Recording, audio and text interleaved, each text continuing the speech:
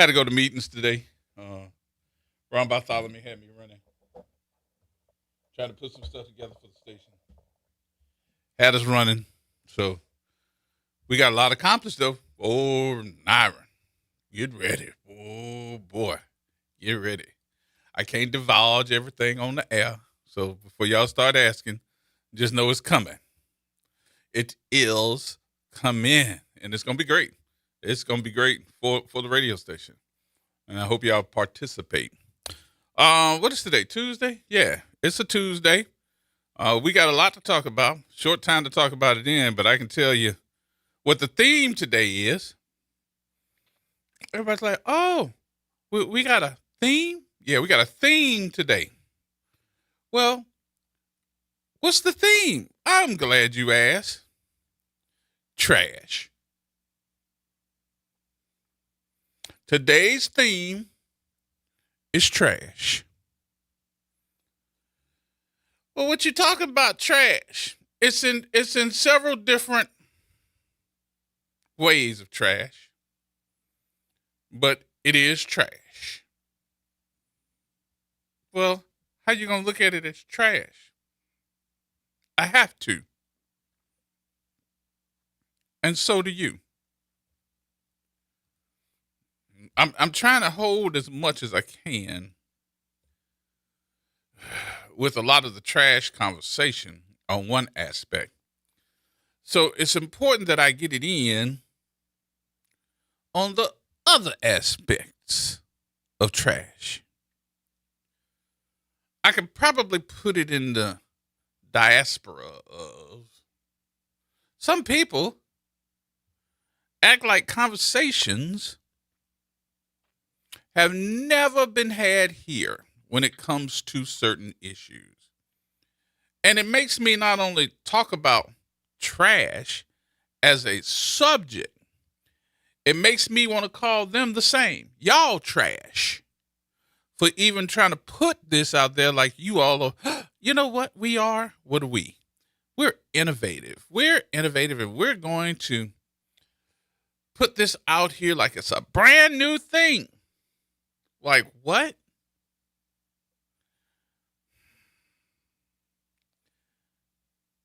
Has anybody really sat down and looked at the newspapers? NOLA.com, online, anywhere else? That this fool, yes, I called him a fool, is sitting there having a conversation and made it like it's a news story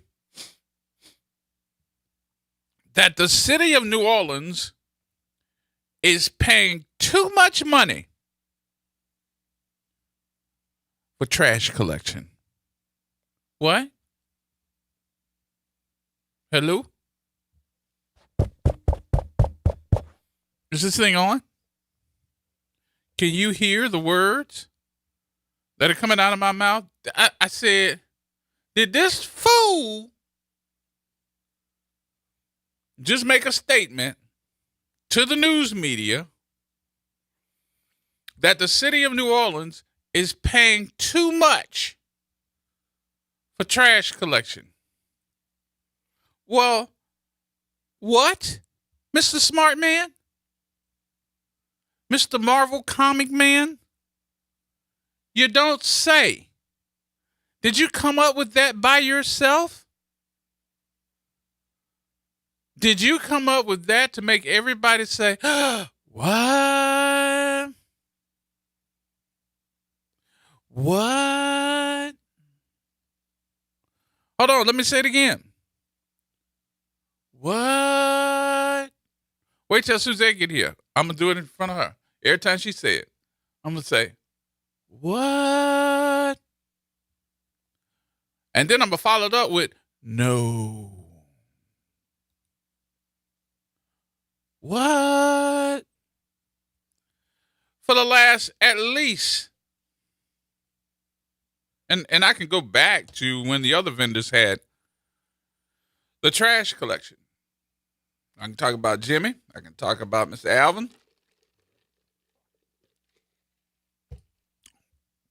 What they had to go through when you all wrote those new contracts and gave it to another vendor? Or when Mr. Alvin came in front of the city council, because you can't say you didn't know, because I'm telling y'all, they are pulling your you-know-whats on this one. And I am just like fed up with their BS. They need to be voted out as well. And there's no other way to say it. Y'all need to make sure that these fools, especially the top red bottom fool, is going to be voted out and gone. No, I don't want you. I know you'll be term limited, but I don't want you running for nothing else in the city of New Orleans, because you have been the biggest hindrance of us doing business correct. You have been the biggest hindrance of African Americans having the opportunity to do some. Just because you're married to one don't mean you are one, because you'll be the first one left. If it ever was a choice between you and them, you'll be the first one gone. But I can tell you that this is stupid, and your last name is McNupid. Stupid McNupid. For you to even come up and raise your voice and say, hey, guess what I came up with? What? That the city of New Orleans is paying too much for trash collection. What? We've only been talking about that for at least 10 years now. We done talked about it with the former vendors, Jimmy Woods and Alvin Richards. We done talked about it with Oliver Thomas. Let me see, who else we talked about it with? We talked about it with several different folks. Even had Michael Cowan and students going out there doing the trash count. See if we were paying too much. Found out we weren't paying enough. Found out we weren't paying enough then compared to what y'all doing now. And you try to give them a $80,000 increase. What? And how many of us really paid attention to what they wanted to do in the French Quarter and got Troy Henry to get out? And you're trying to tell me that you came up with the analogy that the city of New Orleans is paying too much for trash collection? Boy, get out of town. Hell, most of the folks still waiting for 2-day pickup instead of damn one time because they paying for 2-day. And I'm saying to myself, this ain't going to be able to stay this way. It's not.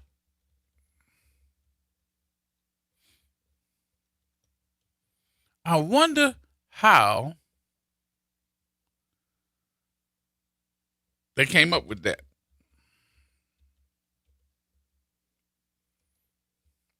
And the worst part about it, it's all over social media, and everybody's saying something about it. So they are roughly saying that we're paying $3 to $4 million annually over. Now they made it sound good. How they made it sound good? They made it sound good because they're saying we're paying $3 to $4 million annually. But guess what, y'all? The contracts are for like 6 to 7 years, right? So if I said 7 years times 3, that's $21 million. If I said 7 years times $4 million, that's $28 million for one-time pickup. That ain't going to nobody that belongs to the city of New Orleans. Because the vendor that you got is from Chalmette.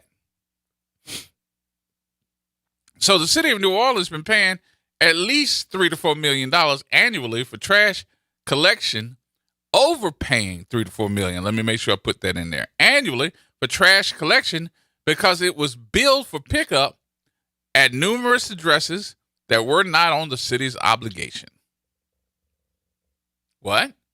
Yeah, they picking up trash that ain't on the city's obligation. So the overpayments, the city council president, J.P. Morrell, he revealed it, y'all.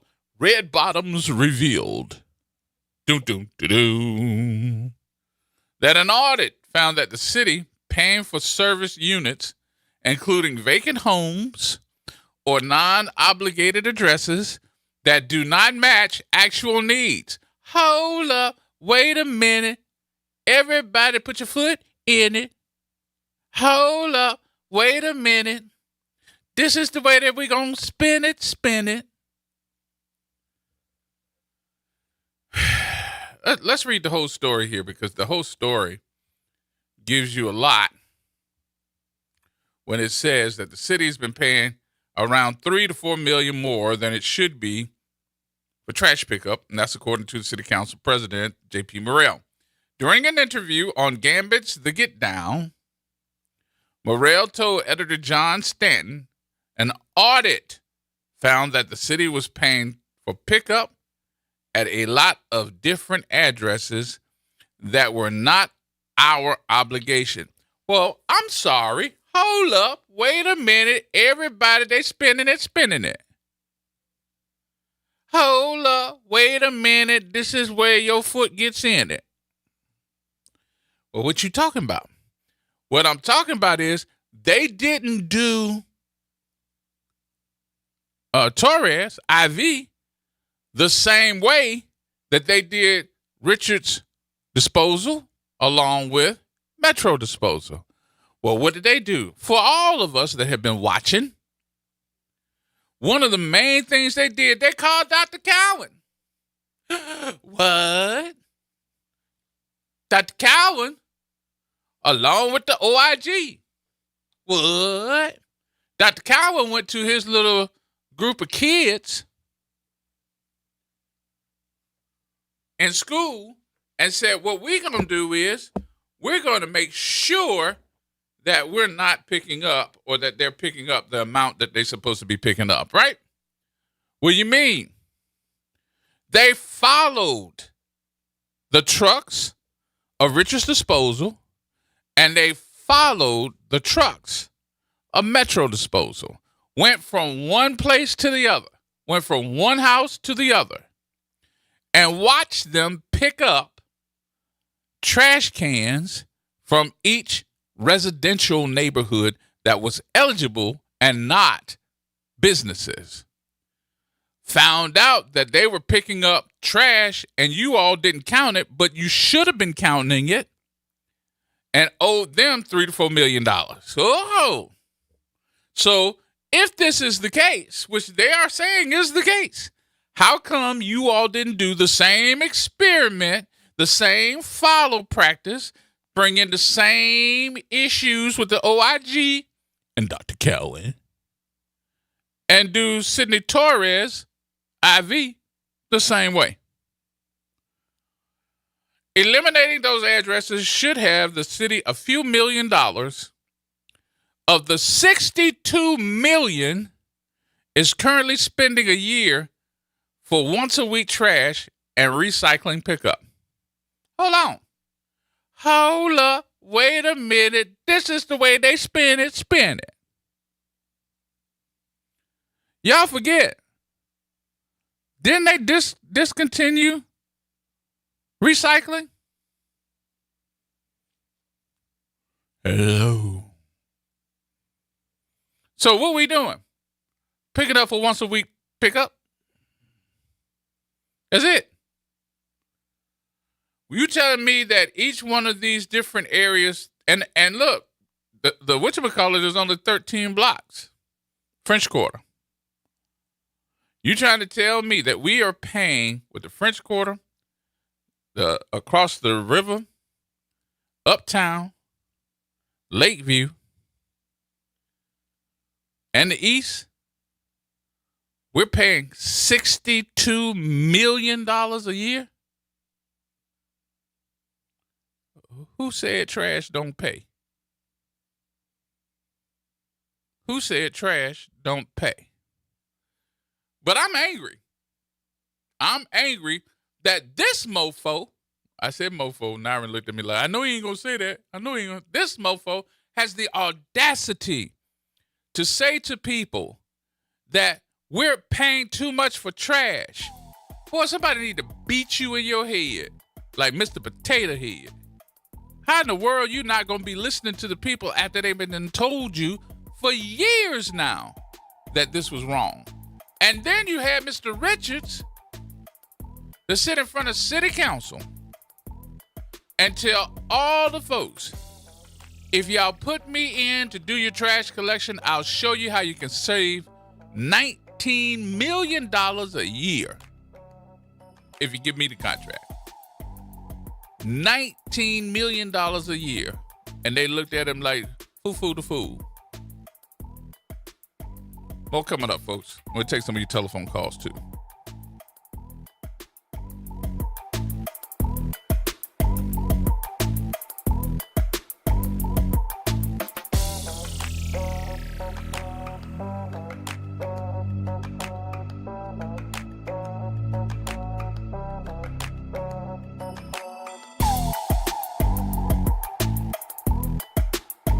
Hey everybody, it's Great One Brian Banks and Kimber White Dupree from the front porch. Some convos are too good to miss. Now you can pull up a chair to the front porch anytime. Just search WBOK Media and subscribe to the Front Porch Podcast. Download, share, and hit us with a 5-star rating because New Orleans culture deserves to be heard loud and clear. Hey New Orleans, it's Doc Griggs. Tune in every Thursday from 12 to 1 p.m. for Doc Talk and get checked, get fit, get moving. Extended through Labor Day, Louisiana residents get half off general admission to the National World War II Museum. Take advantage of 50% off and beat the summer heat at New Orleans' #1 attraction. Don't wait. Plan your visit at nationalworldwar2museum.org. What if you could pull up a chair at the same table as your doctors? Join me, Kimber White Dupree, as I welcome board-certified physicians, Dr. Princess Dinner and Dr. Darlonda Rayno Harris. For Table Rounds, we're bringing those meaningful medical conversations out of the hospital and into our community. Health topics that matter most, from the health disparities and menopause to mental health and much more. Table Rounds with Dr. Princess Dinner and Dr. Darlonda Rayno Harris. Every fourth Monday at 10 a.m. on the front porch, because better conversations lead to better health. New Orleans parents, is your child preparing for the ACT? Top Tutors for Us provides personalized test prep designed for African American students who will connect with tutors who look like them from top HBCUs. Our students receive targeted instruction, consistent practice, and the encouragement they need to raise their scores and compete for college scholarships. Founded right here in New Orleans, our award-winning program was designed with our students in mind. Don't wait until test day. Visit TopTutorsForUs.com and help your child begin preparing today. Ladies and gentlemen, boys and girls, welcome to another open enrollment update. Who do I have on the line today? Hi, you're speaking with Vanessa Scott of BSG of Louisiana. Can you tell us a little bit about what is open enrollment? The open enrollment period is for Medicare members that want to change from one plan to another. Why is open enrollment so important? Because a lot of people missed out on the annual enrollment period, so they need to have a one-on-one review. And if you have questions or concerns about your Medicare plans, what should you do? You just pick up the phone, call 504-621-3687. We even come out to your house. Zero cost to them. Get with BSG of Louisiana for your Medicare review. For church groups, senior communities, or disability organizations, call 504-621-3687. We are an independent insurance agency providing information about Medicare-related insurance plans. We are not connected or endorsed by Medicare or the U.S. government. Making a difference in the community. WBOK 1230 AM. Here we go. The reality check on WBOK 1230 AM. All right, folks. Welcome back. Welcome back. She has joined us. The illustrious one. That's illustrious, ladies and gentlemen. Good afternoon. Good afternoon. It's Suzette Bagnair. It's the attorney extraordinaire. It's in the building. Man, I think I'm just mad that this fool would even come up and had this to come out of his mouth, as much as folks have been talking about the trash collection in New Orleans for the last several years since they got rid of the black vendors. I think it's very disingenuous. I think that you are really thinking that the public is not watching the ball, so you can tell them anything you want to tell them, and they're going to believe you. You've known about this problem because you created this problem. Yep. When you took the contracts away from the two African American trash vendors, and you gave the contract to longtime friend and associate Sidney Torres, the associate of the mayor. Mhm. Okay, because we have pictures of her and Torres and Rita Benson dating back 20 years. Okay, when you do that and you awarded him more money than you were paying both of the African American vendors combined, you created the problem that you're now going on social media and telling the news you're surprised by. How are you surprised by it? You created this problem. You created this problem.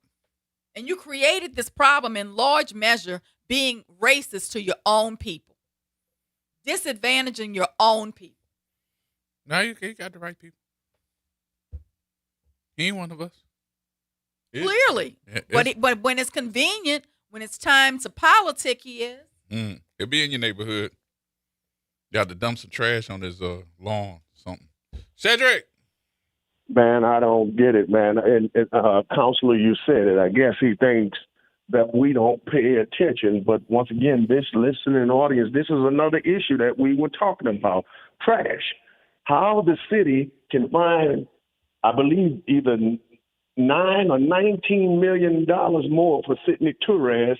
But if I'm not mistaken, until today, the two black companies are still owed money.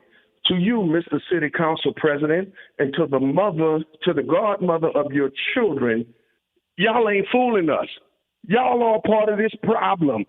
Again, just like bringing the state into our day-to-day business or whatever, this trash debacle you knew about because you helped to create it. So you and the godmother of your children, who's the mayor, fix it. And to we, the ordinary people of New Orleans, yo, we got to change this. We got to get involved, engaged, involved. Thank y'all. All right, Cedric. What you say, Donald? Hello? What's going on with you? Hey, man, look. Ivy Waste don't pick up trash in Algiers. No, Richards does. But it's a small patch. They took away all his uptown routes. Yeah, but I'm saying he just take care of New Orleans, and I don't know if he's taking care of all of New Orleans, you know. But he don't take care of Algiers. So he don't, you know, I mean, what they're paying him, you know, it's ridiculous, you know. But you've been talking about that a long time. Yep. You got to remember one of the things, too, when we came back after the hurricane, that one of the first interviews that I did on WBOK, I had two men to walk into the control room when we were on Gentilly Boulevard, sit down, and immediately off air, I started talking to them about trash pickup compared to disposal stuff that we saw, which was happening with, you know, everybody setting their carpets and dressers and wood and all these different chemicals and stuff on the side of the street for them to pick up because they thought that was what they were going to do, and they didn't. So they got criticized for it. And I understood the difference because we're talking about trash compared to just regular demolition stuff. I said, y'all couldn't pick that up. You picked that up and put those chemicals along with this other stuff in the back of your truck. You creating a bomb. They were like, oh, man, I'm so glad that somebody figured that part out, da-da-da. But I was also taking those classes, those hazmat classes, so that we could go into the different areas of the city to make sure that, you know, we finding folks or finding all these different animals and stuff like that and putting those markings on their door. I was with those guys. So I understood what hazmat was. A lot of folks just didn't know the difference between demolition and trash. And they tried to take out a full-page ad in the Times-Picayune explaining it to the folks, and they wouldn't let them. I'm like, wow. And they were going to buy it. They wasn't asking to give it to them. They were buying it. I'm just kind of, I just got to say, New Orleans residents have repeatedly been told the city cannot afford its trash contracts. Yet they upped the amount for the cash contracts when they gave the contract to Sidney Torres.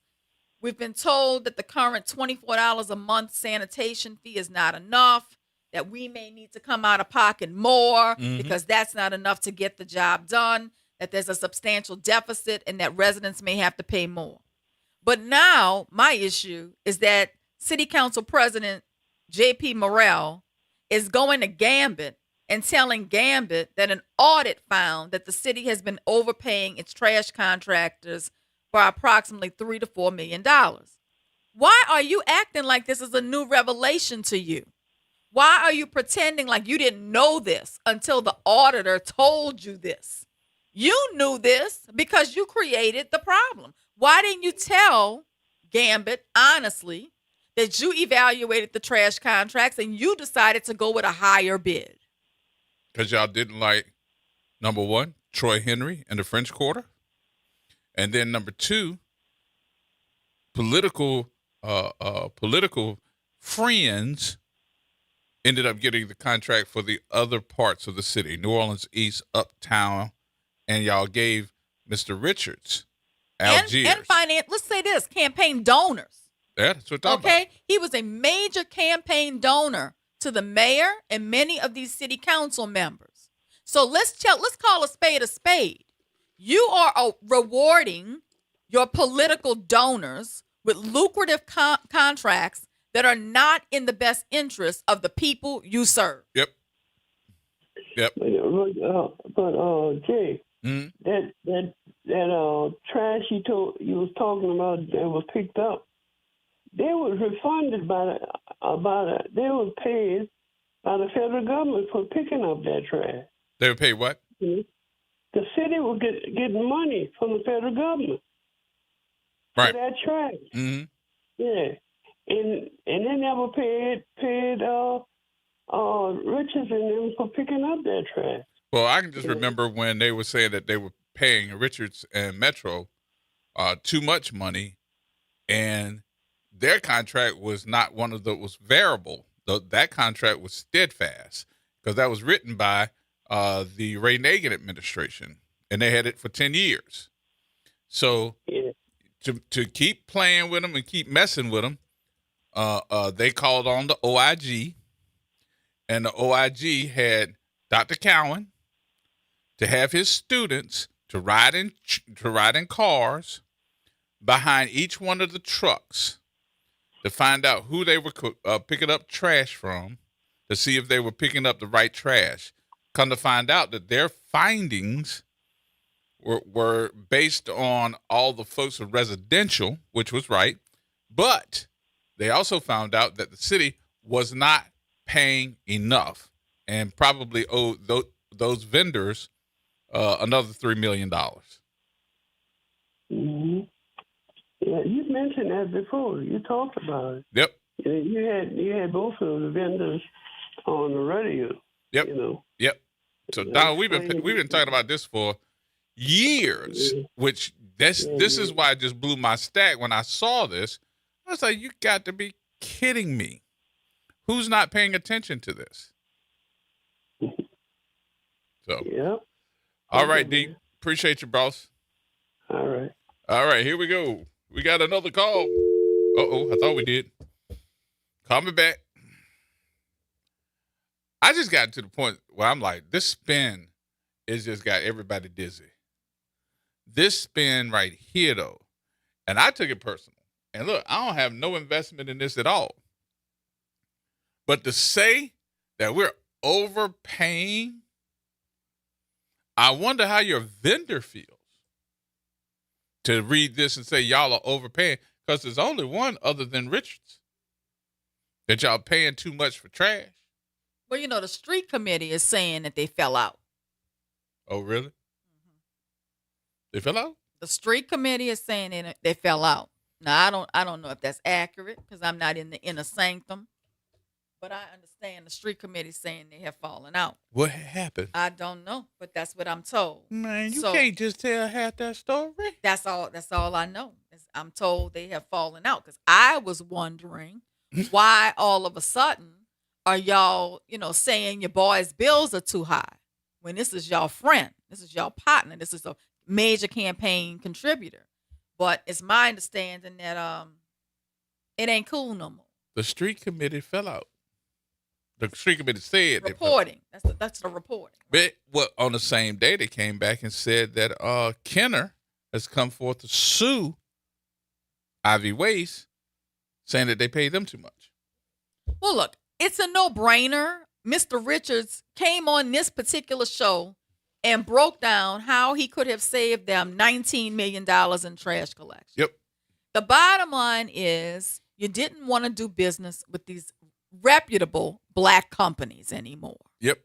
You wanted to do business with the white man because for some reason, the way he picks up trash is better than the way black people pick up trash. His trash is sparkling. Right. Even though all of his employees, for the most part, are black people. His okay. trash You didn't like the way the company owned by black men picked up trash. You liked the way the company owned by a white man picked up trash. Apparently, his water was wetter, his grass was greener, and his trash gets picked up better. But that's the truth. That's where it is. That's the distinction between those three companies. The only distinction between the three companies is one of them is owned by a white man. Mm-hmm. That is true. That's it. So is that the criteria? I guess so. But I take issue with you acting like you didn't know this until there was an audit. Right. That's where I got a problem. He literally said the audit changes the political conversation. No, it doesn't. The audit doesn't change anything because you didn't learn anything new, Mr. Red Slippers. You didn't learn anything new. You already knew this. You created this problem. You had already crunched the numbers. You had already decided to pay more, even though that was not in the best interest of the constituents. Man, you already know I'm in trouble because he told the owners of the radio station that they had a problem with me calling them red bottoms. Now he gonna think that I'm sitting up here calling them red slippers. That's you, red slippers. I called them red slippers. So he can when you call, you can say Suzette did it. A lot of people say Suzette did it around here, so it's okay. You can say that. But the whole thing is, do not act surprised by an issue you created. It's as if I ran over somebody with my car, and then I want to say, "Oh my God!" Once somebody brings it to my attention, "Oh, you hit somebody with your car." I know I did it.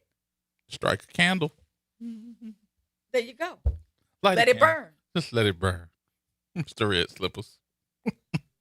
But, it does not change the political conversation. Do not try to tell us that spin. So, but I really want to hear how this changes the political conversation. How does this change the political conversation? There's nobody in the city of New Orleans that can tell me that this is new. People have had basic conversations about the trash pickup in New Orleans. Not just our listeners, but people been showing up at different meetings, uptown, downtown, across the river, about not being able to get 2-time service to pick up trash. And you're saying we're paying too much? Well, let's be clear. I agree with you that we are paying too much, Mr. Red Slippers. I agree with you. But what I need you to admit is that you're the reason we're paying too much. I'm falling down today. The fault with why we're paying too much is sitting squarely before the city council and this existing mayor who was then a city council member. You decided to award the contracts to another company that was going to cost us more money. I don't agree with nothing he say. I don't care what he say. I don't agree. We are paying too much. He can tell me that the moon is going to come out tonight at 8 o'clock. I'm not going to agree with him because I think he's a farce. He's a wannabe. He's a farce. And the conversation piece politically is not for us in the first place. And you don't forgot who you really are. Oh, Ben forgot that. But let something happen. When you got to make a choice between us and them, they will not be choosing you, Red Slippers. Now he's going to call about you. Yep. But look, we need to pay close attention to how a lot of stories that are being pushed out by this administration are being presented because there is a great deal of political spin surrounding the way they are telling the stories. Mm-hmm. The headline is that New Orleans has been overpaying its trash contractors by $3 to $4 million. But that does not take government accountability for that scandal. Mm-hmm. Instead, the political class is attempting to transform it into an argument for increasing the sanitation fee. Now, think about that. You put us in the hole, and now you want us to dig in our pockets to bail you out of the hole that you created. Now, the other part of that, what this story does not do in Gambit, it says the city of New Orleans has been overpaying around $3 to $4 million more than it should be for trash pickup, according to City Council J.P. Morrell. But it does not, in this article, tell you how long. What? It doesn't, because they don't want it to trace back to when they took the contract from the two black trash contractors and gave it to the white-owned business contract. So you all increase the dollar amount of this contract with a rolling cost of living, cost of equipment when he took over. But you all have not said how much that $3 to $4 million has been overpaid for how long. Correct. And also, calling it an overpayment is without identifying responsibility for it. Overpayment is a passive word. It sounds like the money just simply floated out of City Hall by accident, right? Mm-hmm. But contracts do not approve themselves. Invoices do not pay themselves. Someone determined the number of service locations, someone negotiated the price, someone approved the contract, someone certified the invoices, and someone authorized the payments. And guess who that someone was? Him? Him. The same thing that I could say, for those of you that don't know, let me go ahead on and put this into perspective. This has nothing to do with today's conversation, but it is the same. When we start talking about the jail, and we start talking about how it's falling apart, when we start talking about the new bid for the new piece of the jail, the part that has the folks that need mental health help, guess who signs off on that? Oh, Mr. Red Slip. Mr. Red Slippers. Mm-hmm. What they don't do is go back and look at the warranty of the buildings. Those warranty of those buildings have got to be somewhere in the name of, I think, like 10 years. And those daggone buildings fall apart. And nobody does anything to go back to the contractor to get him to fix it, to redo it, to get that money. But, you raise a great issue, Gerard, because I'm mathing the math now, right? You mathing the math? I'm mathing the math. All the right. public is being given an annual estimate of $3 to $4 million. A year. But not the cumulative number. Nope. If the city overpaid $3 million to $4 million each year, how many years did it continue? 3 years would mean $12 million. 5 years could mean as much as $20 million. Mm-hmm. 10 so years. The annual figure sounds manageable, but the cumulative figure may be much more disturbing. So you raise an excellent point that you really can't determine how much they have overpaid, the cumulative number, unless you're told how many years the problem existed. And one of those points were when Mr. Richards and Metro had that contract to make sure that they were in line. You all contacted, I'm talking about the city council, contacted the OIG's office along with Dr. Cowan and had him and his students to run behind those trash trucks to make sure that we were not emptying trash cans to people that were not eligible for the service. Come to find out, y'all owed the vendors $3 to $4 million because they were just picking up because they wanted the city clean. I remember all of this. And what's dangerous about this whole issue is that I'm finding that this administration, I really didn't want to say this, but it seems like this administration thinks that they can just not obey the law, do what they want to do. In secret, They're quiet on the creek. And quiet on the creek and putting examples of what they think should be on other folks, other administrations, but not on them.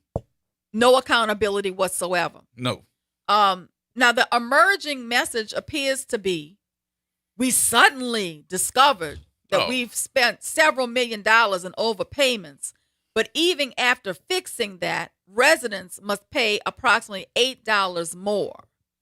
That framing moves very quickly past the government's failure and immediately returns the burden to the residents. Mm-hmm.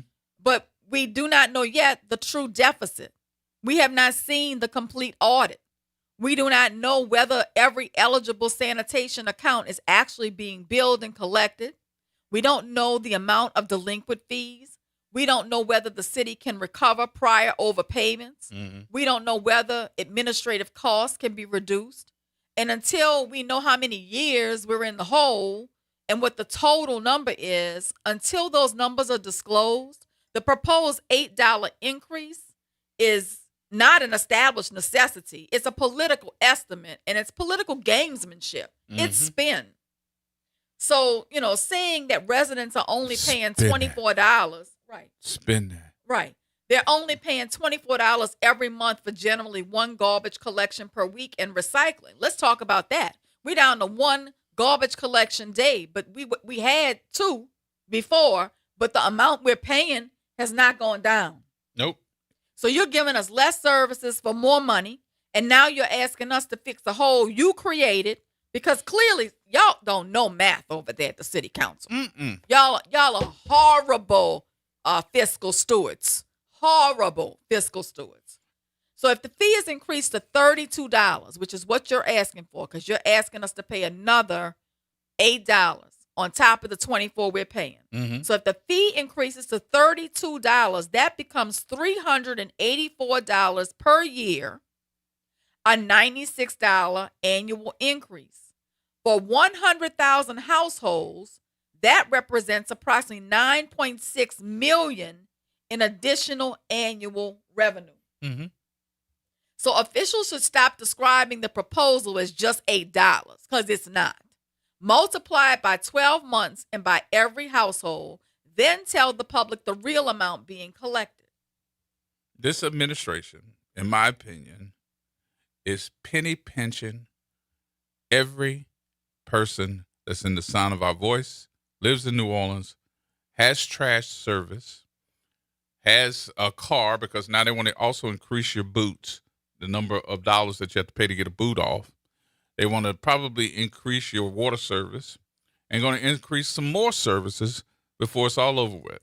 It's going to be too expensive, if it's not already, to live here. We got to take a break. We'll take a break here. We'll come back. Take some more telephone calls. 504-582-9422. And don't forget our theme today, trash. We got some more trash that we're going to probably talk about in the next 10, 15 minutes here in the 5 o'clock hour. Everybody hold tight.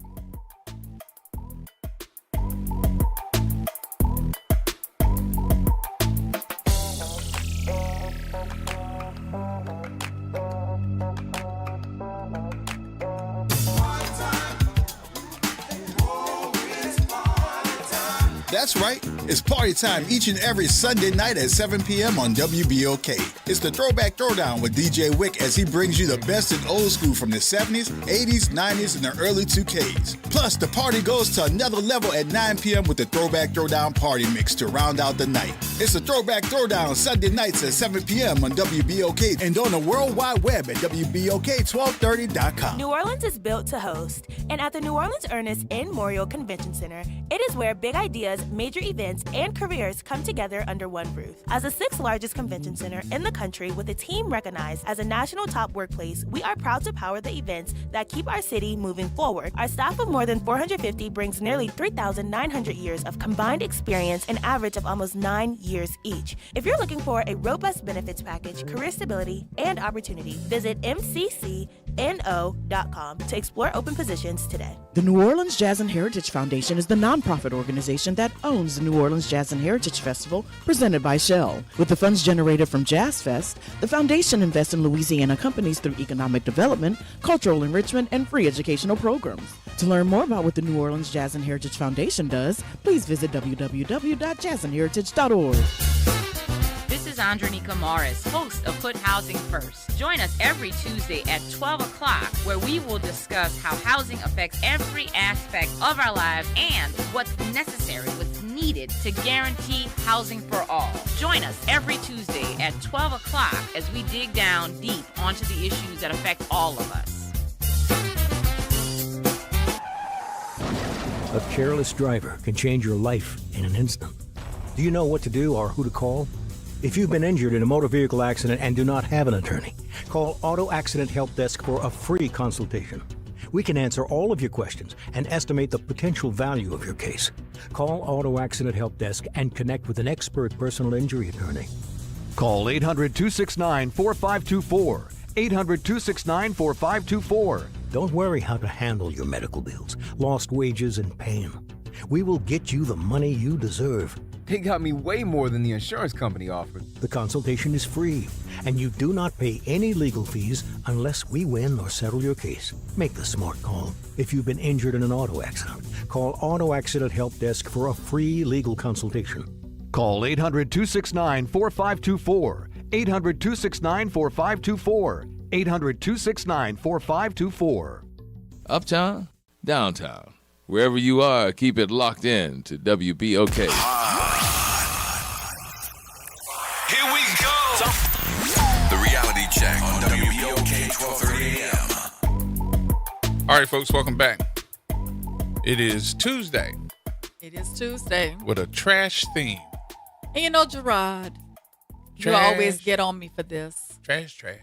But I like to offer solutions. Oh, God. And I know you tell me I shouldn't worry about that, but I'm going to offer a solution.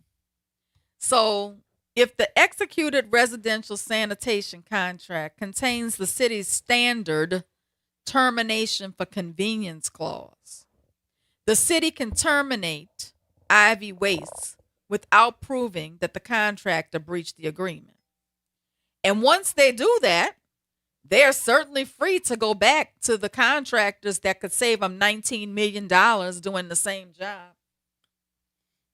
I'm sorry. I just offer that suggestion. Just my text messages. You'd be surprised on the number of people that's listening to this. And who they are. And that's why I offer them a solution. Why stay in a contract that is adverse to the interest of the constituents? Why ask them to come out of their pocket with more money to pay for trash collection when we already know we have a less expensive option available to us? And most of the city's contracts have a termination for convenience clause in it, which means you don't have to prove that anybody did anything wrong to get out of the contract. Just back out. So since we don't want to come up with more money, and you recognize now, so you say, that you're overpaying for trash collection, terminate the contract for convenience and get back to the table and negotiate with the African American vendors who have told you they can save you $19 million. And then I will have solved that problem for you. So I do think that this, and I'm glad you brought that back up, but I do think that this article is not genuine. It's not genuine. This article is to show everybody that we need to pay a little bit more to keep the vendor that we have, and it will cost us maybe $8 more. Gerard, the article also says that they have not increased the fee since 2011. That statement is designed to make an increase sound reasonable, but it leaves out the other half of the story.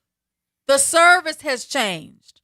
We're getting half the service, okay? The contract has changed. The contract has changed. Because we're getting half the service, but they also have in that contract a cost of living increase, a cost of using different equipment increase, and 1 year, 2 years, 3 years.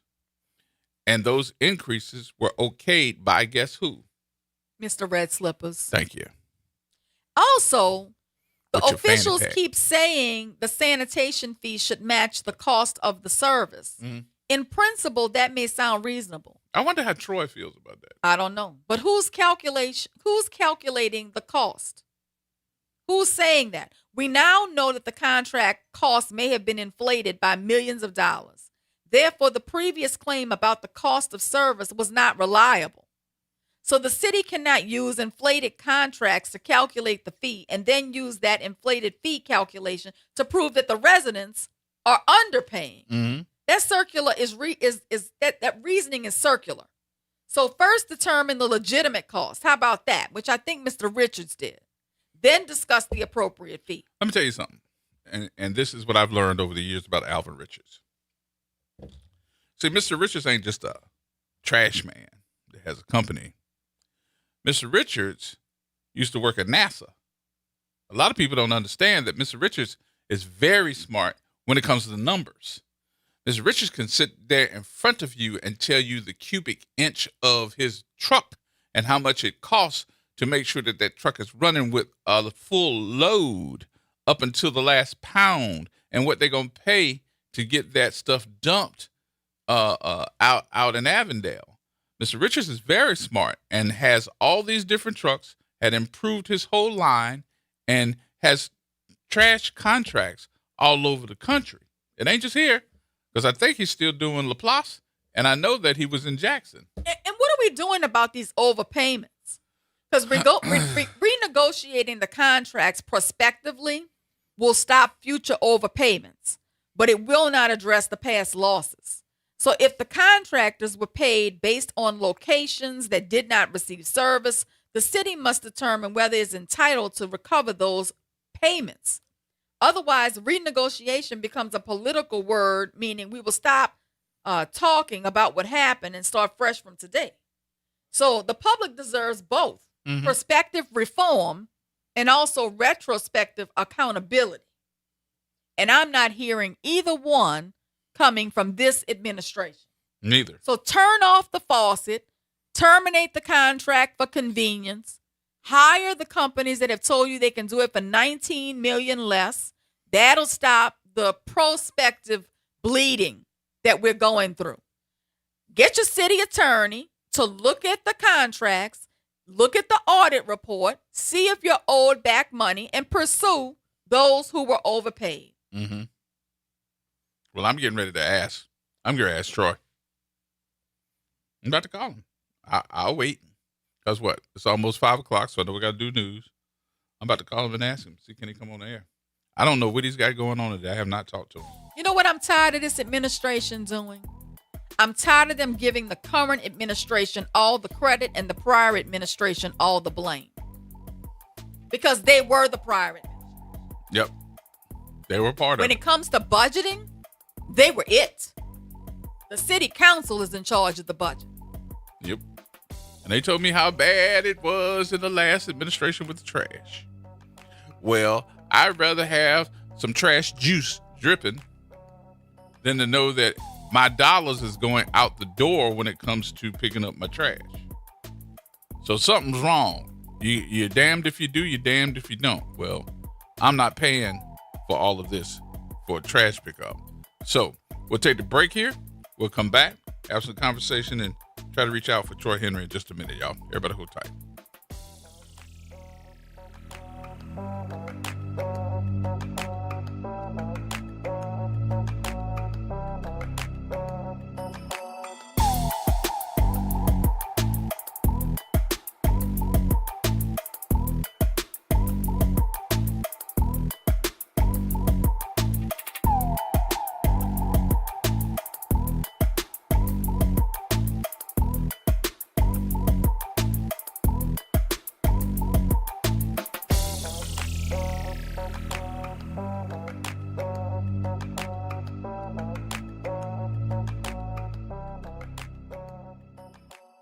From the campus of Xavier University, WBOK Go and Equity Media Station. I'm Amber Payton with BIN News Now. President Trump is firing back at Georgia Senator John Ossoff after the Democrat criticized his ballroom project. You mean Pee Wee Herman? Pee Wee Herman lookalike? No, I would much rather do other things. We're building a great facility here. Trump says the ballroom is necessary for national security. His administration has also asked the Supreme Court to overturn a lower court ruling blocking construction. A federal judge is allowing the Trump administration to end temporary protected status for nearly 1,100 Somalis. Homeland Security says conditions in Somalia have improved, while advocates argue the country remains a humanitarian crisis. And New York Knicks star Karl Anthony Towns and model Jordan Woods are married. The longtime couple tied the knot Saturday in Malibu in front of celebrity guests and fellow NBA players. Get BIN News now on demand 24/7 on the iHeartRadio app.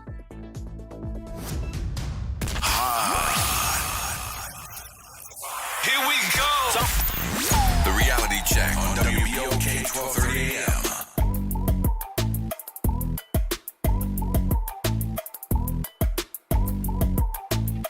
All right, folks. Welcome back. Welcome back. Suzette Bagnaris, the attorney extraordinaire, in the building. Is that Troy? That's him? And joining us by phone, Troy Henry's on the phone with us. How you doing, sir? Troy? Hi, y'all. I apologize. I'm just coming down the high rise, so if you give me like about 10 seconds, I should be. Okay. All right. I understand because you're driving, your little jalopy. So, Well, no, we want you to be safe. But let me just, I can't let me afford just frame his dog this. at all. You can't afford. Let me tell you this. We're talking about the fact that they want to give the current administration all the credit for discovering this problem, and the prior administration all the blame. But they were the prior administration as well. Sure.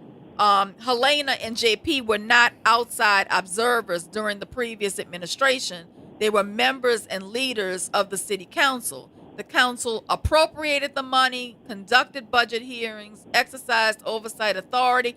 They're the ones who got rid of the two African-American companies that were doing this work and awarded the contract, a very lucrative contract, a more lucrative contract, more money And wasn't to there supposed Ivy to be Waste. wasn't there supposed to be like an $80,000 increase?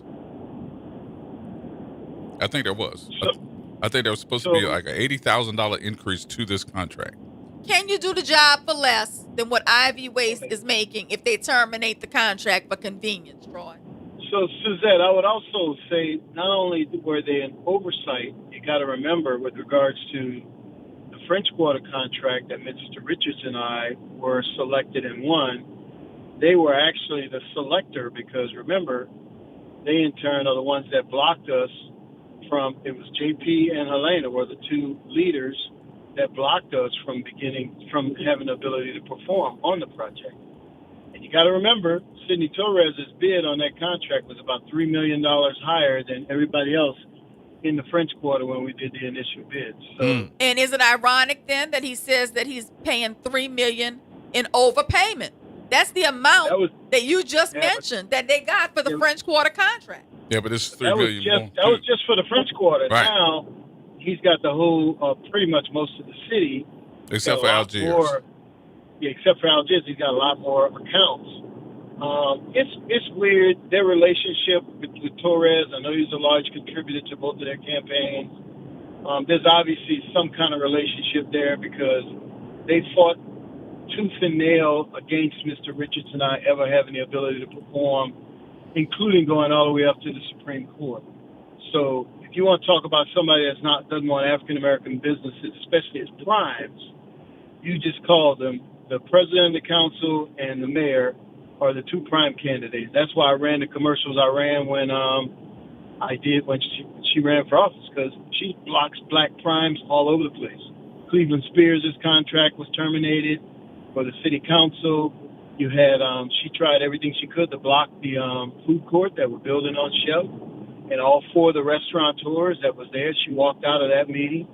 So look, they're consistent. They want to make sure that their friend Torres gets everything he's supposed to get, and they want to make sure that anybody else that competes against him, especially a person of color, is not selected. That's their MO. That's what they've been doing, and we better wake up. Otherwise, they're gonna keep picking our pockets left and right. Were you surprised too that JP is making this sound like this is something new that he discovered, or that the auditor discovered it? We've been talking about this for the last 20 years after Katrina. Yep. Well, I mean, when it was to the detriment of the African American businesses, nobody wanted to pay them their rightful amount.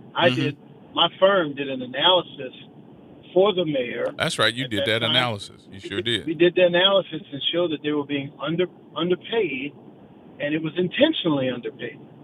And our recommendation was to pay them the proper amount. Never did that. Went out for a bid, and then selected Torres for that work. And obviously, at the same time, they went from 2 pickups to 1 pickup, which is crazy. So they're paying more money than Mr. Richards had proposed for half the service. So I don't get it, but I know the council was very happy that Torres was selected. It was unanimously, the council approved it unanimously. And anything he does, they want to approve unanimously. Meanwhile, the folks in Kenner and some other jurisdictions are still suing him because of his overcharging. Right. I read that today, yesterday, that they were still suing him. Yeah. So, I mean, he's got a consistent pattern of overcharging, and, seems to be okay in New Orleans for him to do that. Now JP's discovered that. He should have read the newspaper years ago. But or he could listen to WBOK, because we talk about it all the time. Nah, he won't listen to WBOK. There's black folks listening here. He don't want nothing to do with us unless it's election time. Well, Troy, I just want to know, if the city got smart and terminated that contract for convenience, could you and Mr. Richards do the job for less? So the main city contract would be something that Mr. Richards would do. We don't do trash pickup. What we do is we'll do the street cleaning and the pressure washing and things of that sort, which are required in the French Quarter. You got to remember, French Quarter has everyday pickup, unlike the rest of the. Yeah. So Mr. Richards would be the most qualified, in my opinion, person to pick up that trash citywide. And he has the capacity, the trucks, and the capability to do that. When it comes time for the professional services side of it, which is, street cleaning and same thing you do with the DDD. Same thing we do with DDD. That's where our firm comes in. That's why we were such a good match for the French Quarter. Mm-hmm. But they did their dirt, and now we're still pending in court, and that looks favorable. So we're just waiting on Torres's. I think he's got 13 more months of this contract, and we expect the Supreme Court to rule in our favor, and we'll start performing in the French Quarter subsequently. So, Troy, let me ask you this: Do you feel that a lot of these different decisions that are being made, like this, is not something that I was expecting? I was not expecting, but when I looked at it, I was like, how discriminatory! By far. Is this discriminatory toward African American businesses like yours, like Mr. Richards as well? Absolutely. The problem is, and the crazy thing about it is some of the black council members are worse, are the worst perpetrators, like Mr. Red Bottoms. Okay, they're the worst ones, and they can be bought and paid for, so that they'll do anything that their supporters or whoever bought and paid for them tell them to do. And it's sorry that's the elected officials that we put in office. Now that's a reality check for you. That's truth. So, and that's speaking truth to power. To me, this should be a no-brainer. The city says it's in serious financial trouble. The legislative auditor has reportedly identified $3 to $4 million in annual overpayments for trash collection. We don't know how many years that goes back. The city apparently has contractual tools to renegotiate or terminate for convenience the existing contracts and obtain the essential service at a lower cost. That is a no-brainer. But it seems to me they're allowing their political friends and their political foes and politics to control their budgeting decisions.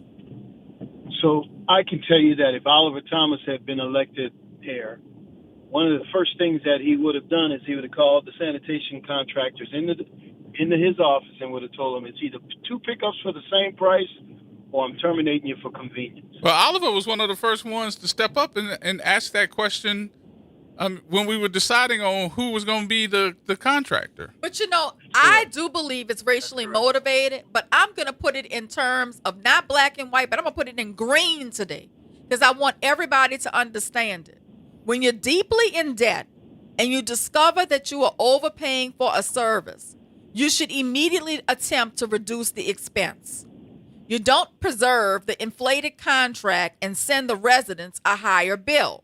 This is not a complicated financial theory. It's just basic household economics. If your income is down, your bills exceed your resources, and you find a less expensive provider, you change the provider and you go with the less expensive alternative. I mean, that's just people common do that sense. with their phone contract every doggone day. That's just common sense. They sure do. So They sure do. Right. So if we can do that, if we can recognize as ordinary Joes that, we can get a cheaper deal on our phone service with one company over another, why can't the city make a green decision, a decision to act in the best interest of its constituents by going with a less expensive alternative and getting out of a contract that is bleeding them dry? Unless there's an ulterior motive exactly that is not apparent to anyone. Otherwise, if you're acting in the best interest of your constituents and citizens, you're right, it's a no-brainer.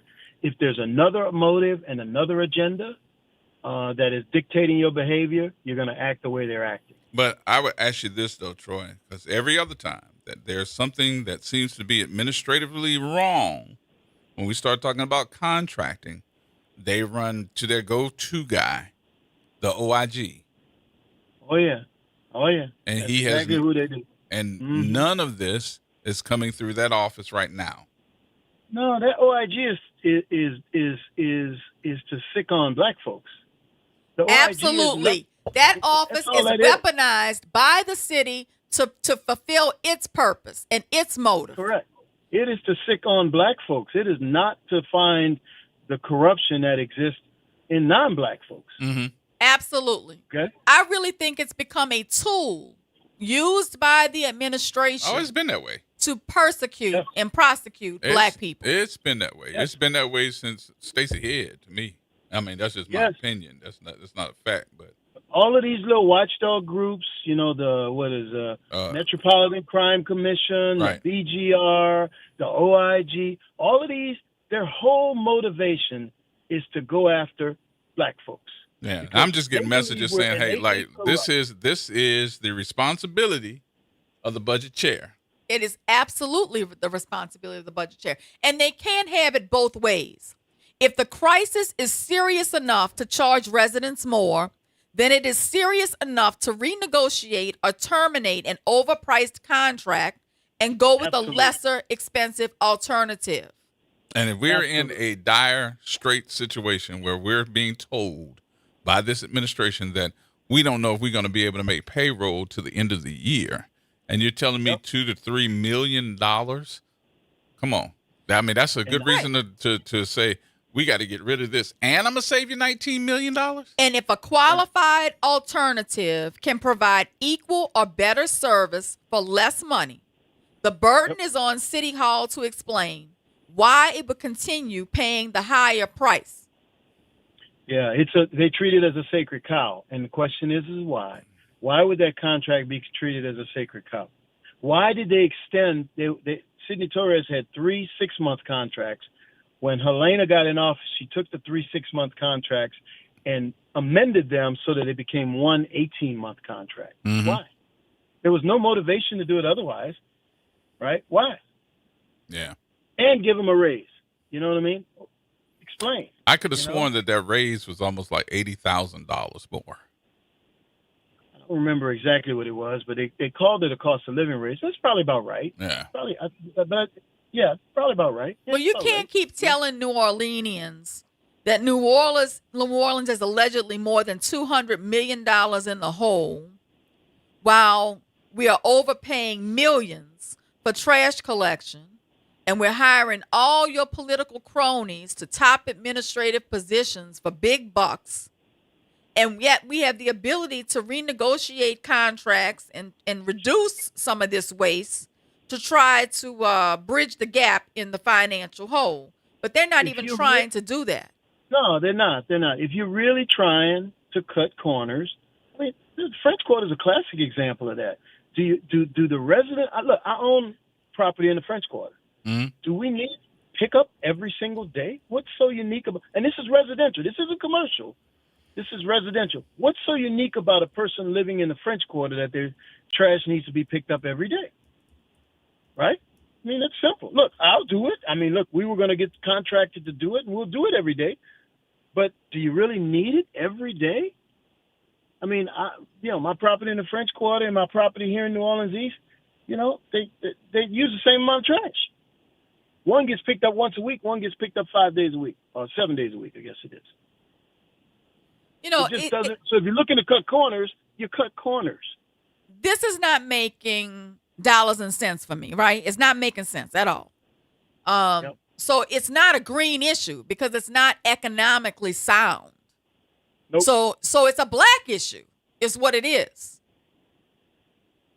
Well, I think it's a green issue because there's another economic model that we don't know about that obviously is influencing the decision makers who are in power today, in my opinion. But the issue seems to be keeping the green from the black people. Keeping the green from the black people and keeping it for themselves. Mm. There you go. Whether that's campaign contributions or some other certain people on certain payrolls, or I don't know what it is. But I promise you that they're not acting in the best interest of the citizens. So they're not dumb. So there's got to be a motivation somewhere in there for that type of inept behavior. And they're doing it intentionally. It's not unintentional. It's not they don't know. JP ain't just discovering this. He knows it. He's been knowing it. Well, we've been talking about it for the last 10, 15 years, so how can you not know it? Yeah. So. Yeah. All right, sir. Okay, I just wanted to hear your perspective. Keep at it. I love it. We got more coming up. I'm getting ready to call OT. Keep speaking truth to power. We got it. Take care, guys. All right, take care. All right, more coming up, y'all. We'll talk to our former councilman, Oliver Thomas, in just a minute. I think he was one of the only council people that kind of stood up and said, no, we need to keep the other vendors. Absolutely. I miss his voice on the council. I really do. We'll talk to Oliver next. Everybody hold tight.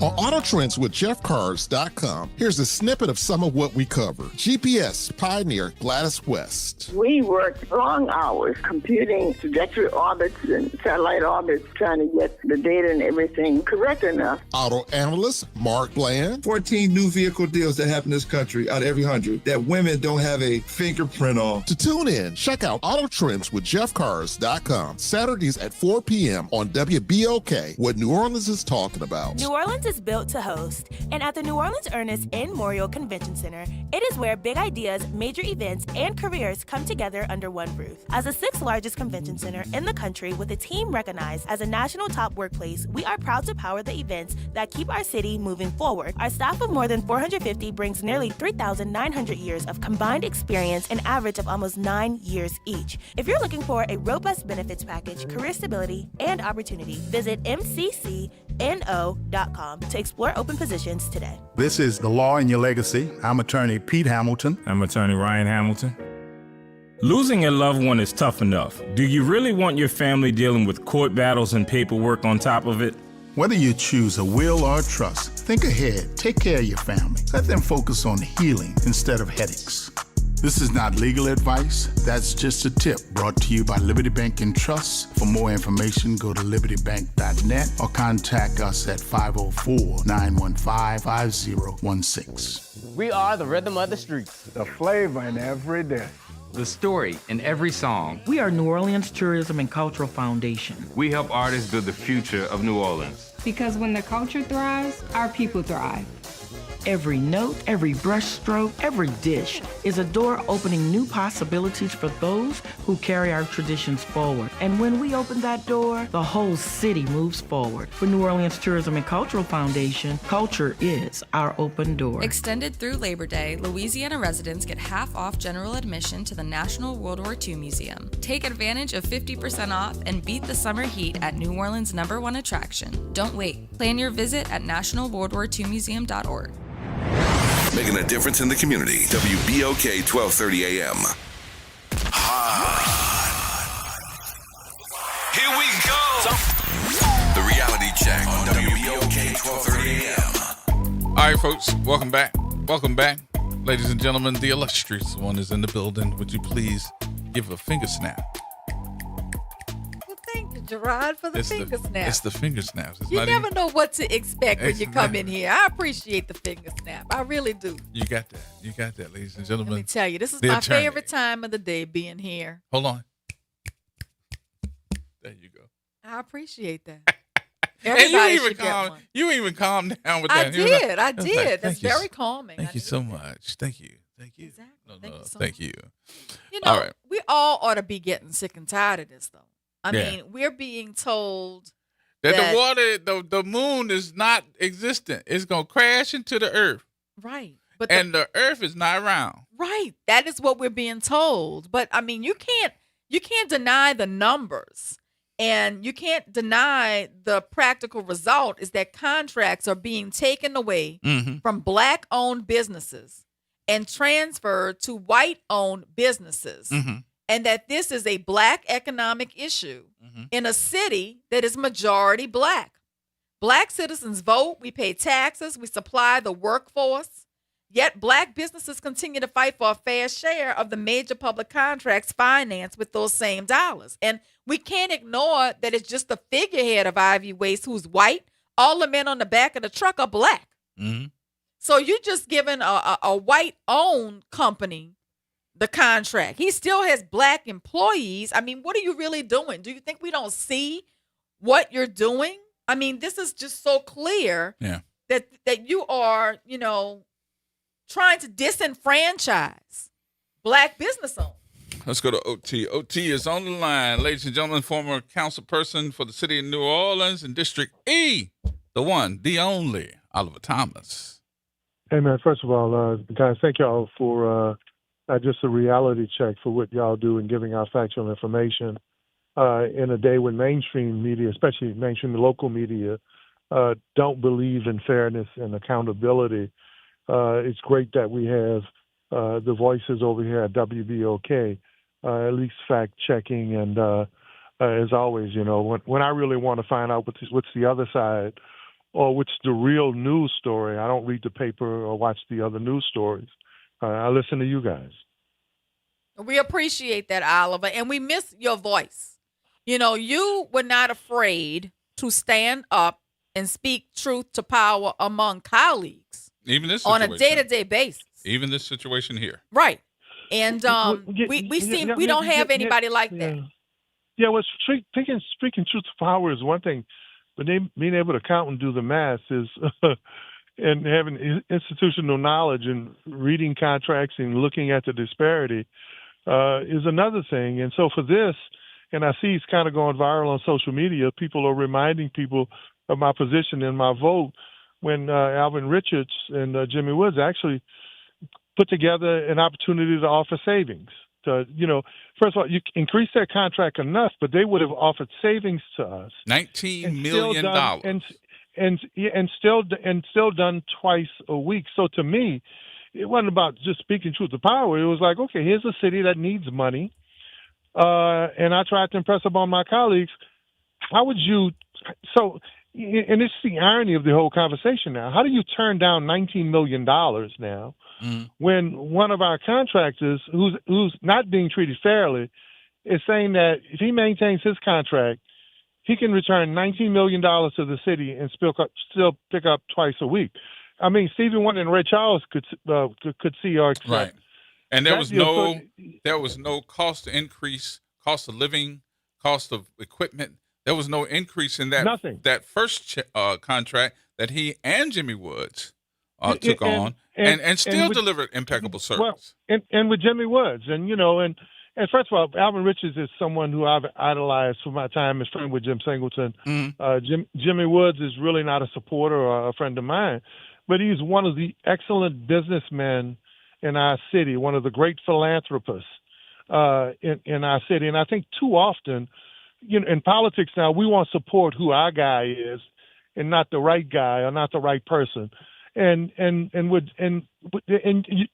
hold on, I'm just trying to get my thoughts together. But Gerard, you'll remember, let's not forget Paul Beaulieu. When you and Paul dealt with this issue during the Landry administration, when one of the first political moves that was made by the Landry administration was to get rid of this contract. And to get rid of these two contracts, right? Yep.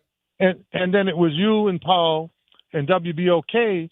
So when people talk about the legitimacy or the value of WBOK, these folk would have been out of the picture long ago. Had not the community had a voice, and folk like you and Paul Beaulieu said, no, it's not just about speaking truth to power. Here's the map. And what Jimmy and Alvin showed was that they could do the job with less. Yeah. And they gave us twice a week pickup. Yep. That's a no-brainer in terms of a contract. And so that, to me, it wasn't really just about speaking truth to power. I learned from Jim Singleton and Dorothy and old man Jeruso and folk on the council, and from the late Ken Carter, but intellect, do the math, make sense. And if you can have a savings to the people and have the same product. Now, of course, they deserved an increase because there's no way they should have been doing the service for half of what other people were doing. Yeah. I got a question for you too. I'm kind of take us away here for a minute, but I think this, if I don't ask you right now, I'm gonna forget to ask you. But during the time that you were on the council, which wasn't too long ago, last year, of course, one of the things that came out of the conversation piece with city council, especially your council president and vice president, is the fact that you all did a vote, Oliver, and that vote was about confirming all directors that were going to be put in place by the mayor. No, we didn't do a vote. We changed the charter. Changed the whole charter. Y'all had to vote on it, though. So right. We changed the charter. So that charter change is the law. Am I right in saying that? That's the law. When you change the charter, that the charter is the Constitution. It's the Bible document that governs the city of New Orleans. Okay. Correct. So with that being said, I just wanted to make sure that I'm saying, because I wanted you to be able to tell me, since your last date was in January, at what point in time when this administration came into effect, did they put or give the city council the opportunity to vet any of the directors other than 3 and for the city of New Orleans? Because if that's not correct, I'll be quiet. But if none of those directors for the city of New Orleans have not been vetted and voted upon by the city council to say, yes, they are there, then they're operating against the law for the city of New Orleans. Well, if that's the case, you would be violating the charter because our council president at that time was really vehement about that the council should be the check and balance of who the administration hires. But are we there now? But are we there now? That's what I'm trying to figure out. I don't follow governmental affairs or committee meetings, but I know that the media hasn't shown anything publicly in terms of vetting and so I don't know. Maybe it was a private ceremony, but I have not kept up with that part of what we changed the charter and changed the law to do. And I think the council president was extremely strong. He said that he thought that we could have a better product if the city council and the public got a chance to vet people that were in cabinet positions or that led critical departments. But I'm sorry, and the public thought he was right. Any of those conversation pieces that would happen with the city council, they would have to have a quorum. Correct. A quorum is not going to be with somebody in city council chambers in a private meeting. I know you tried to dance with me. Bro, I have not seen that two-step in a long time, but you had it. You still got it. I'm not there every day for that part, but I know it's correct is that it is now the law right? It is the law. It is the law. The charter was changed. But it can't be the law for the past administration and not be the law for this administration unless there's an amendment to change it. But this is what you got to really know, guys. It's there's different strokes for different folks, right? And that's just the reality of it. And when you talk about, especially our major news networks, right, and the newspaper and those folks, man, if they can disparage you or me, if they can hold you or me, or Latoya, or Morial, but would they have done that to you? Accountable, they'll do that. They pick and choose who they want to be. Look, the business community had all of us running for mayor take a pledge that we would use the national searches and work with the business community for cabinet appointments and critical appointments to make sure you had the best qualified people. But I just assume, and look, and I have friends in every community, I just assume that pledge to the business community was only good if Royce or I, or Eileen Carter, or the other Miss Bell, or the other young lady, or one of those people would have been mayor. Period. Mm-hmm. Oh, they would have been holding your feet to the fire now. Absolutely. They would have demanded that we live up to that pledge. But look, that's just the facts of the world. But for this piece here, I didn't mean to want to be Negro Damas, but I knew at some point, right, what was happening with the garbage contracts, there's no new revelation right now. We were offered an opportunity to have savings and look at those contracts in the past, and the majority of the council decided not to. I don't think you had to be Negro Damas to know that if you awarded a contract that was gonna, more money with less services, that you were gonna end up in this situation. Well, Ms. McNair, as one of the brilliant attorneys you are right now, you do some pretty good math too. So, look, there are a lot of things, guys. I've tried really, really hard because in this town, we have sore winners, and I've had people. I met Gerod earlier the year. I was on your show talking about process and policy and how things should be done, and some of the watchers for the administration called my family member saying, "Hey, man, he might want to stay out of the way. I thought he was trying to." No, man, all I'm doing is adding to the discussion, I'm not disparaging anyone. I'm just talking about the realities of how governance should be and some of the things that we could do to make this city better. But, in this town, even it's not just truth to power. If you speak factually about who the people in power are, they will do everything they can to hurt you and your family.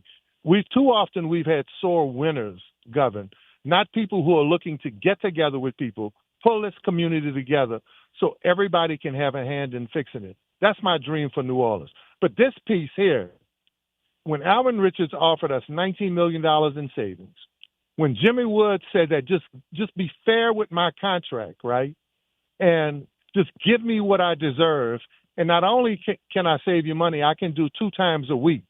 They were offering us a favor that we didn't accept, and we're millions of dollars poorer because we did. Yes, Ms. McNaris, that is a mathematical fact. And Oliver, I would even go a bit further and say to folks, with us being in the deficit with just this contract, and in city government, this trash contract is not the biggest contract that the city of New Orleans has, but it's one of the biggest that black folks might be interested in because we had it at one point in time. Well, and if you look at my Lee Zurich interview that I did in 2023, as much as it was about the contract, I talked about the role that an Alvin Richards and Jimmy Woods they played in the community. In this community. You cannot have a town that's majority African American, and we continue to not only be disparaged socially and politically, but to be disparaged in the gap widening economically.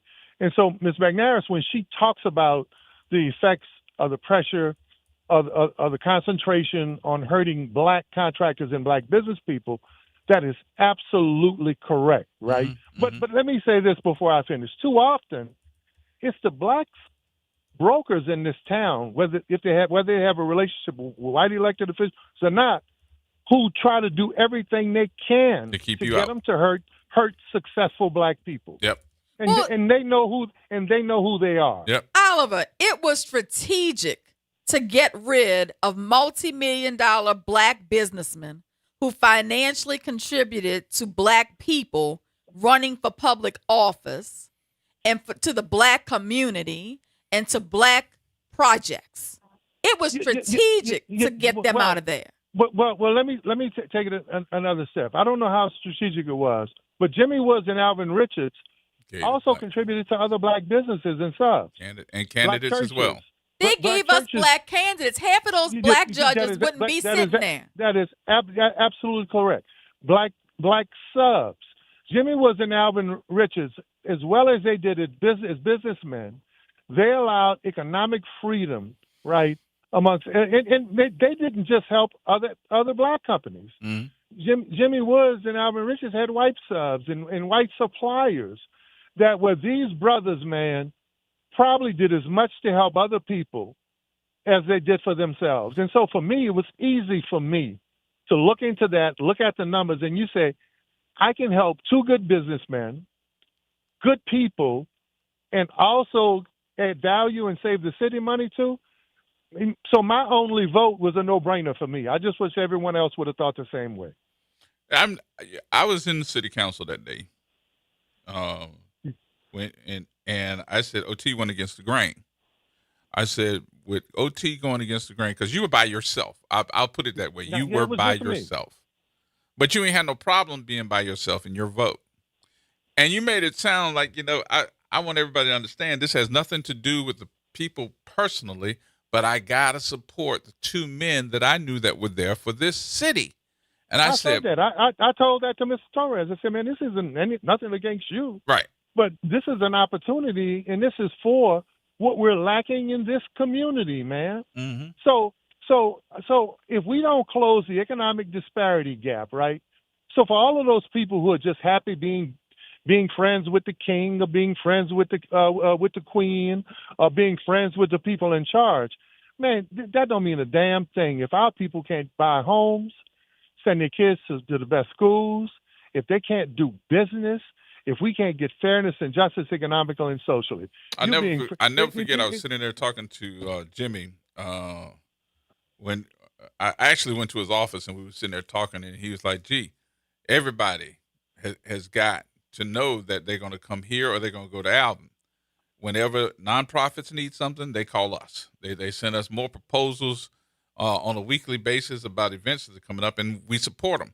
He said, but one thing that I know that I have to do when I get my monies from my contract, and that is I got to separate it to say, here's my cost of doing business. Here's my cost of my employees. And he said, I got to set aside for these are the things that I got to pay for within the community and donate some money to. I never thought about it like that. But there were very few people better than Jimmy Woods at that. Mm-hmm. Troy Henry does the same thing. Alvin Richards does. And then too often in our community, man, the black folk who don't want black folk to make money, they're worried about it, whether they're making money or not. But do we support them, though? That was my question. That's the issue. Okay, so we're seeing the same history repeating itself with Troy and his contract. But do we support them? They don't want to give it to him because he's going to filter it back into the black community. Right. So we're not, as the people, realizing that, hey, this money ain't free just because I'm black. This money is because I'm showing y'all that I am supporting our community. And it always says to me that, that money has to circulate within your community. And he's circulating that money in your community. But if we don't support them in time of need, then aren't we failing? Well, you're absolutely correct. I mean, I was just watching some old tapes of Claude Anderson. It says that 97% of our money that we deal with personally, it don't circulate. It goes out of our community. Yep. So when you have a Jimmy Woods, an Alvin Richards, a Troy Henry, a Roy Glapion, and many other successful, Suzette Begnaris, when you have many other successful people, man, Cleveland Spears, and on. When you have folk like that, it's bigger than whether they win or they're on the right side politically. It is the service that they provide to our community, and not enough black. New Orleans is one of the best towns in the world where you can stick some black folk on some successful black folk to hurt them. Mm-hmm. There is, or politically, they'll do everything they can to divide us. And you can't blame white folk for that. Most of them made their own choices. You got to take, just like me being on this show talking about my vote in the past. Hey, you got the brokers who sit by the door right now who can't wait to go tell people, man, did you hear OT talking about what happened in 2023 or why he did this? They can't wait to go run and tell. Mm-hmm. Instead of saying, hey, what can we do to come together to support black excellence, to make sure that we're supporting our people who are trying to do the right thing in our community, instead of doing that. Hey guys, look, man, I'm on That's the a word. slide. But I'll tell you this, guys, this piece, Ms. McNair, it was really just about the math for me, right? Right. I don't know that I was speaking truth to power, but just using Jim Singleton and old man Joe Russo and some of what Peggy Wilson and Dorothy and them used to do when they used to ask Kurt Steiner and the CAO, hey, man, if 1 + 1 ain't 2, don't come to me with your budget, right? Yeah. Don't try to make it 3 if it's not. And if it's 3, it better be 3. And if we can continue providing charter-related services and find savings, let's do that. Yep. So it was really just about reading the budget and doing the math. And Alvin Richards and Jimmy Woods putting opportunities on the table where we could provide a service and save money. And to me, that was good enough. Yep. You are correct. All right, guys. God bless you all. Thank you, sir. Appreciate you. All right. Former Councilman Oliver Thomas. Interesting, huh? All I can say is reading and math must be taught different in Old Metairie private schools. Why Old Metairie? Because that's where Mr. Redbottoms went to school. Right. What was it? I'm from Country Day, Bill. I mean, look. I'm a gangster. Where you go to school? Is so correct. All right. Oliver went to Booker T. But you know what? He can do the math. He can read a budget. He can recognize what's in the best interest of the constituents and not just in the best interest of a donor. Did he go to Booker T or did he go to Clark? I think Booker T, but I'm not sure. I'm sure he'll let us know. He'll text one of us. I know that, let's see, Dr. Bowie went to Booker T. Let me see who else went to Booker T. A lot of folks went to Booker T. Went to Clark, 35. And this fool thinking he gangster went to Country Day. Right. I'm Country Day, biatch. Well, I want to say this. The responsibility of black media is not to tell black people what they want to hear. It's to tell the truth about what is happening to black people. Right or die. And in this particular instance, we have followed the money. We have identified who did not receive the public contract and who did. Mm-hmm. We identified who can do the work for a lesser rate and provide more service, which should be a no-brainer. But this would be a conversation piece that says, hey, exactly what you said. Y'all are telling us that we are in dire straits for money. Right. Let's make sure that we're doing correct in this contract. Or terminate the contract for convenience. That's why you got a whole team of lawyers on the 6th floor at City Hall that work till 12:58 p.m., a.m., I should say, putting out briefs. 11:58. No, it was 12:58 because it actually was filed on Tuesday and it was due on Monday. Mm. Oh, I know. Oops. Talking about the Cockerham brief. It was due on Monday. Came through on the email at 12:58 a.m. on a Tuesday. We can't talk about that yet. But anyway, we're not going to talk about that yet. But I'm just saying, you got a whole team of lawyers up there missing deadlines. Why don't you put them on this? Why don't you let them research your contract and terminate it for convenience and do a better contract that does indeed benefit the citizens instead of asking us to come out of our pocket to solve your mistake? No. OT is Clark. He's a Clark Bulldog. All right. I called him something else. He ain't. Well, they taught math and reading right over there at Clark. All right, y'all. We got more coming up in the final few minutes here. So make sure you get your calls in. 504-582-9422 is the number. More coming up next.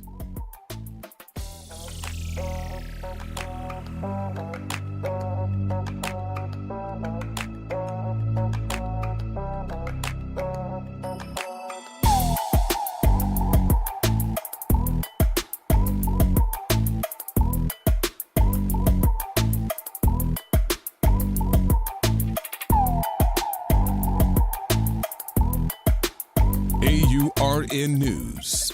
I'm Ebony McMorris. The Justice Department says it's sending federal monitors to watch polling sites in Miami-Dade County for today's Florida primary, citing transparency and ballot security. This comes as thousands of Haitians in South Florida lost temporary protected status and being fitted with ankle monitors and living in fear of ICE. Miami-Dade has one of the largest Haitian populations in the country. DOJ Civil Rights Division, led by Harmet Dillon, has also spent the summer sending letters to all 50 states threatening criminal charges over non-citizen voting, despite losing 23 straight federal court cases trying to seize voter data.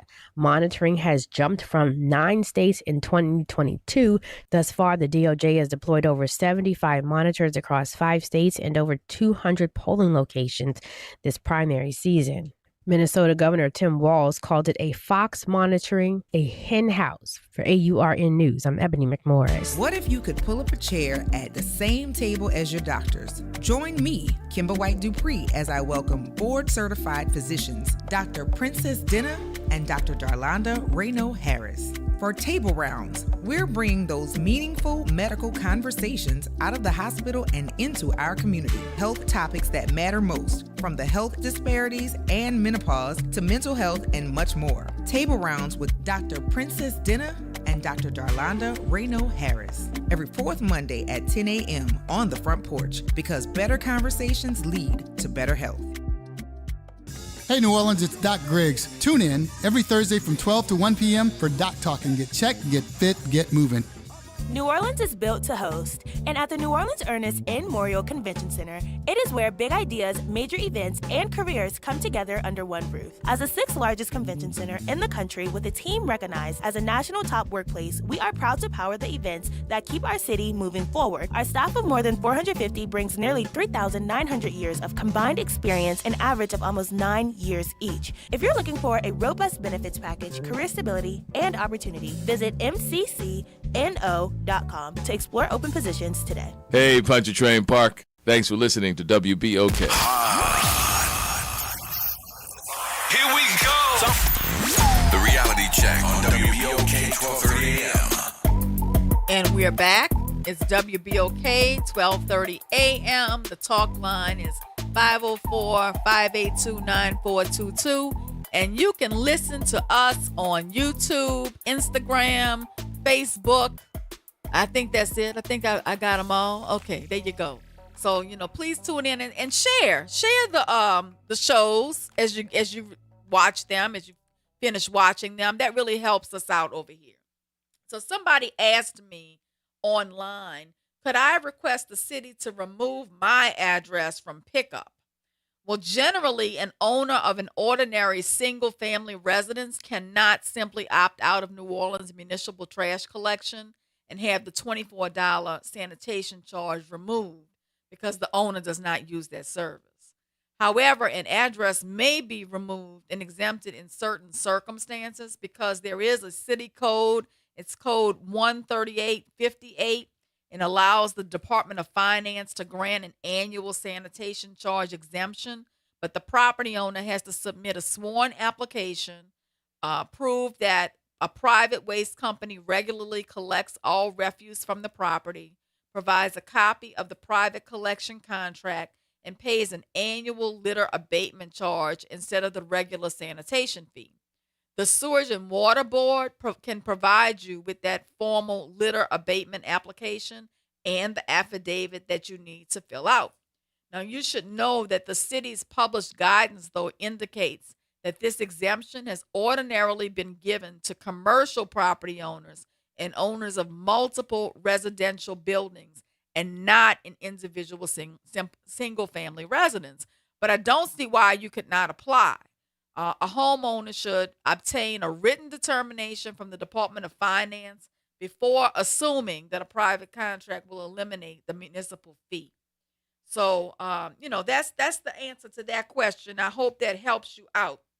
But, I think that what we're seeing in real time is the city weaponizing the OIG's office to issue opinions that support what it's trying to do.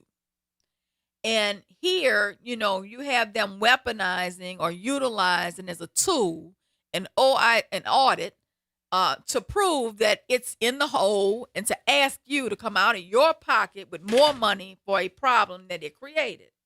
So, and we're seeing this routine daily spin on their Instagram pages. And now they're going to their friendly media outlets and trying to spin these issues that they created because they're trying to distance themselves from it. And my question is, we're talking about $19 million in savings.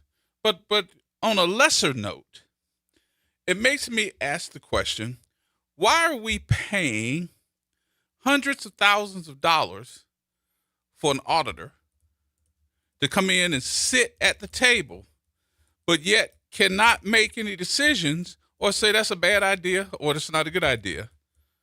And what are we paying a legislative auditor for if you ain't opening your mouth and saying, let's cut this? Well, why are we paying hundreds of thousands of dollars to find out what we already know? Right. That seems like you're wasting the public's money, which is what you accuse Cantrell of doing. Yep. And I done got to the point now where I'm looking at it and saying, the spin is in, and if somebody don't step up to the microphone and say something, I'm going to have to say, I'm going to be late coming in today because I'm going to City Hall to go get on the microphone and do my 2 minutes. Maybe since they won't come over here to talk to us, maybe that's what we need to do. Maybe we need to start going over to City Hall to their meetings and talking on their microphone since they don't want to come over here to talk on ours. Because we'll be on television then, huh? Yeah, we will. Yeah. Let's go. But maybe we need to do that since you don't want to come over here and have a conversation and we want to ask you some questions. Maybe we need to come over there and ask you some questions on your microphone. We got 2 minutes. Will it take us 2 minutes to get it in? And then you can get somebody to say, wait a minute, hold up. Reserving my time. What did it say? Oh, I'm reserving my time. Reserving my time. Reserving my time. I got 2 minutes. Wait till I finish with my 2 minutes. I got my own stopwatch up here. Don't cut me off. Ah! I just don't understand. Why are taxpayers paying hundreds of thousands of dollars for an auditor to tell the city what it already knows? Right. And how is that different from the government waste that you accused Cantrell of doing? Mm-hmm. I need to know. Inquiring minds need to know. I don't think that anybody that's looking at us reclaiming my time. Reclaiming my time. There you That's go. it. Thank you, Karen. And it would be a Karen. But it's our Karen. It's our Karen. There you go. But I'm sitting back and saying to myself, the conversation piece is supposed to be idiot proof. But it looks like there's so many idiots you don't know who's proofing it. These are idiots. I don't care what you think or who you call to report that I called you idiot. You are an idiot. Spell it. IT. Dumbass. Idiot. Y'all got to be sitting back and saying to yourself, how are we going to get over on them today? I just think it's basic math. I bet you I could bring this to my 5th grade grandson. And I could show him a contract that costs $24 million and a contract that costs $19 million.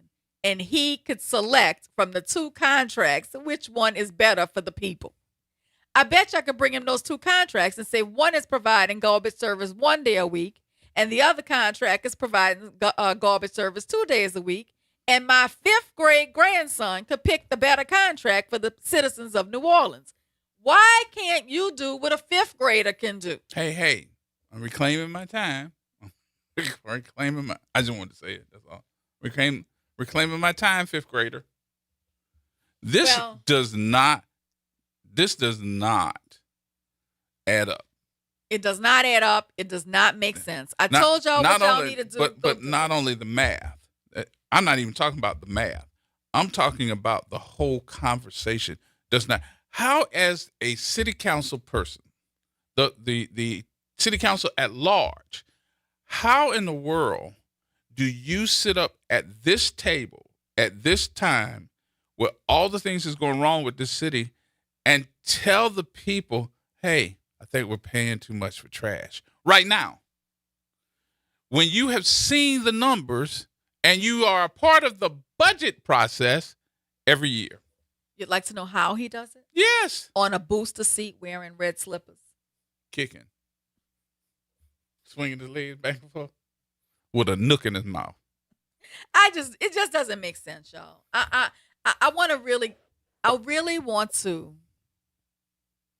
really want to be nice, and I really just want to say they need to get the city attorney to terminate the contract for convenience. They need to put it out for public bid. They need to really evaluate the bids in light of what is best for the constituents. Instead of trying to get rid of Randy Heyman. Increase. Right. Instead of trying to get rid of one of the smartest people. Are you smarter than a fifth grader? I need to know.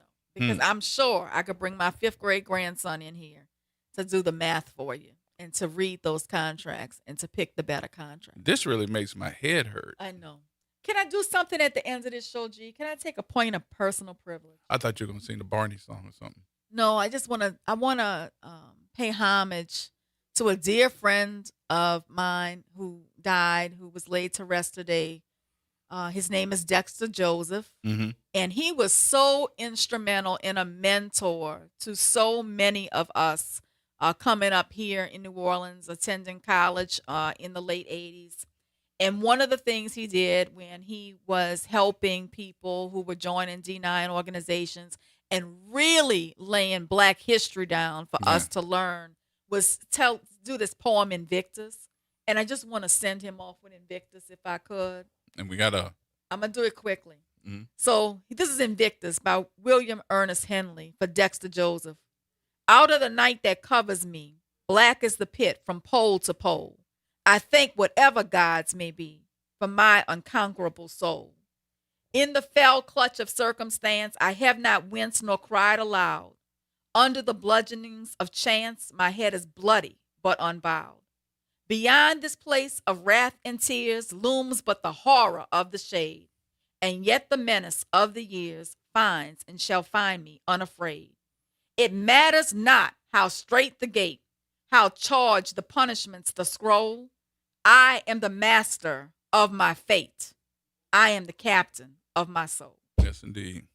And while we're in this mode, we also want to say to our family member, Gina Swanson, our condolences on the loss of her mom as well. So, Gina, we with you. We are with you. All right, y'all, that's going to wrap up our show for today. We appreciate everybody for being a part of the conversation. We'll be back on tomorrow because we got more trash to talk about tomorrow. More trash. We're trash talking. We're just trash talking. That's right. More trash tomorrow, y'all. We'll see you later. Whatever you do, safely and carefully is the way we want you to do it. Y'all have a great evening.